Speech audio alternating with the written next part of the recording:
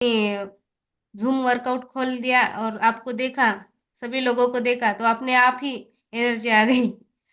तर सर मी माझा थोडक्यात रिझल्ट शेअर करते. माझा रिझल्ट मी बऱ्याच वेळा शेअर केलेला आहे. तरीसुद्धा मी आज थोडक्यामध्ये माझा रिझल्ट शेअर करणार आहे. जे कोणी नवीन असेल त्यांनी नसेल ऐकला. माझं नाव दीक्षा विजय इंगोले. अ, मी बाय प्रोफेशन एक टीचर आहे, झेडपी टीचर आणि मी माझ्या वाढत्या वजनामुळे व मला असलेल्या त्रास यामुळे मी या कॉलवर जॉइन झाले. जेव्हा मी जॉइन झाले तेव्हा बरेच त्रास घेऊन आले होते. आणि कधी वाटलं नव्हतं, की हे एवढे त्रास आपले जे आहेत ते कमी होतील.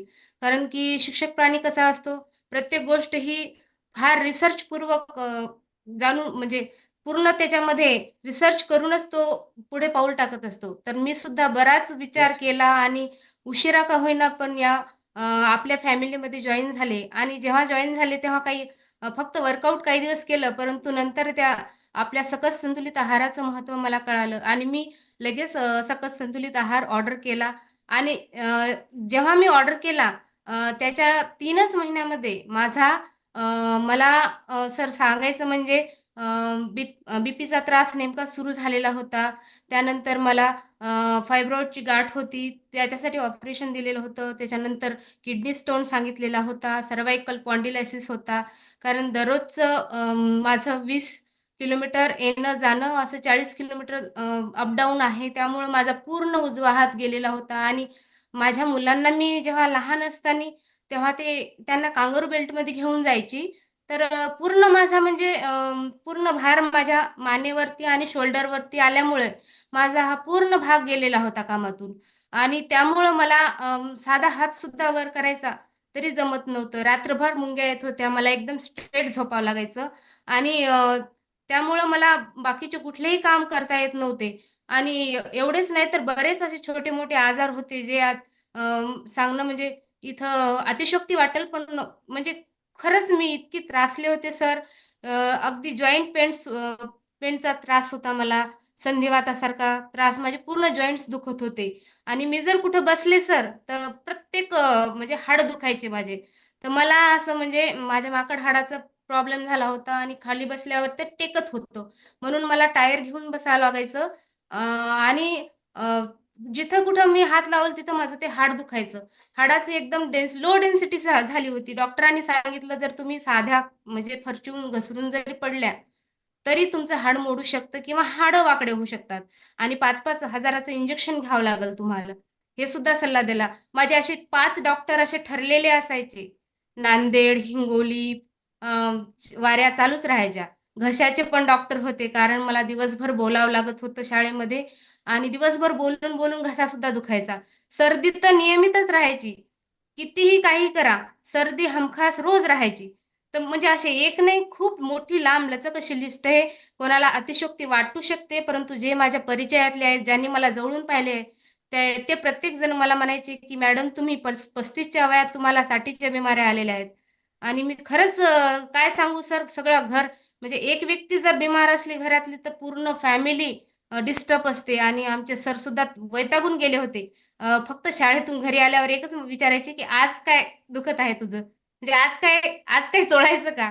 असे भरपूर हिमालयाचे असे वेगवेगळ्या कंपन्यांचं नाव घेऊ नये, परंतु बऱ्याच कंपन्यांची मालिशचे तेल, झंडू बॉम्ब सगळे बाम लावून झाले होते आणि राहण्याचं तर काही नावच नाही. फक्त तात्पुरता फरक पडायचा. गोळ्या घेतल्या तर अल्सर वाढायचा, ॲसिडिटी वाढायची आणि चेहऱ्यावर पूर्ण फोड यायचे. तर माझे असे भरपूर म्हणजे इतक्या काही डिसऑर्डर होत्या, त्रास होते. ते सगळे माझे अगदी 3 महिन्यामध्येच अगदी सॉल्व्ह झाले. मला परत दवाखान्याचं तोंडही पाहायचं काम पडलं नाही. मी 2 वर्ष झाले दवाखान्यात गेलेलीच नाहीये सर. 2 वर्ष झाले. कुठला दवाखाना कुठे आहे? लोकांनी जर विचारलं तर मॅडम हा दवाखाना तुम्हाला माहीत आहे का? आम्हाला माहीत नाही म्हणतो. मी Google करते आणि त्यांना सांगते, की या गल्लीत असू शकतो. पण आम्हाला कुठले दवाखाने माहिती नाही. साधी सर्दीसुद्धा होत नाही आम्हाला. मलाही नाही आणि माझ्या घरातल्या म्हणजे प्रत्येकालाच नाही. आमच्या सरांचा सुद्धा खूप मोठा रिझल्ट आहे. त्यांचं सुद्धा वजन वाढलेलं होतं. बरेच त्रास माझ्यासारखेच होते. त्यांचे पण त्रास कमी झाले, त्यांचं वजन कमी झालं आणि माझा जो त्रास आहे, अ, वजनाचा तर आहेच, पण मला जो मेन मी मूळ ज्या गोष्टीसाठी इकडे आले आपल्या वेलनेस फॅमिलीमध्ये, ते म्हणजे मला गर्भपिशवीचं जे ऑपरेशन दिलं होतं ते टाळायचं होतं आणि मी इकडं आल्याच्या नंतर खरं सांगते सर, अ, मला म्हणजे रोज एवढं पोट दुखायचं किडनी स्टोन आणि ते दोन्ही एकत्र असल्यामुळं. परंतु 3 महिन्यामध्ये माझा एकदम म्हणजे नॉर्मल रिपोर्ट आले आणि परत मी गेलेच नाही दवाखान्यामध्ये. तर हे मॅजिकल म्हणजे इतकं काय म्हणता येईल आपल्याला चमत्कार झाल्यासारखं.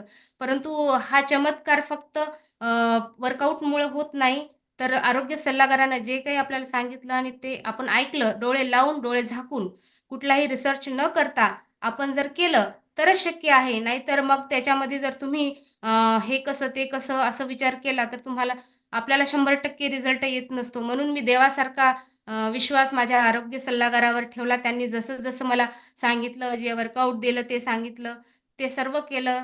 त्यांनी जे न्यूट्रिशन सजेस्ट केले मला, ते सुद्धा मी सर्व यूज केलेले आहे. जवळपास माझी सर्व फॅमिली, सर्व तुमचे आरोग्य सल्लागार कोण आहेत? सर माझे आरोग्य सल्लागार, ग्रेट सल्लागार राम जाधव आणि कल्पना जाधव मॅडम आहेत आणि आता ते सध्या कॉलवर आहेत बहुतेक. तर त्यांना मी खरंच धन्यवाद मानते. त्यांचे धन्यवाद मानते, की ते माझ्या जीवनात आले नसते, तर कदाचित या फॅमिलीची ओळख मला झाली नसती आणि जरी झाली असती, पण खूप उशीर झाला असता. शेवटी सगळ्यांना यायचंय, फिरून-फिरून इथंच यायचंय. तर मी लवकर आले. तर असं वाटते, की बरंच झालं. याच्याही अगोदर आले असते, तर बरेच पैसे वाचले असते आणि जो काही इतक्या दिवस म्हणजे जे काही आपल्याला त्रास झाले, ते झाले नसते. परंतु देर आहे दुरुस्त आहे, अशातली म्हण आहे.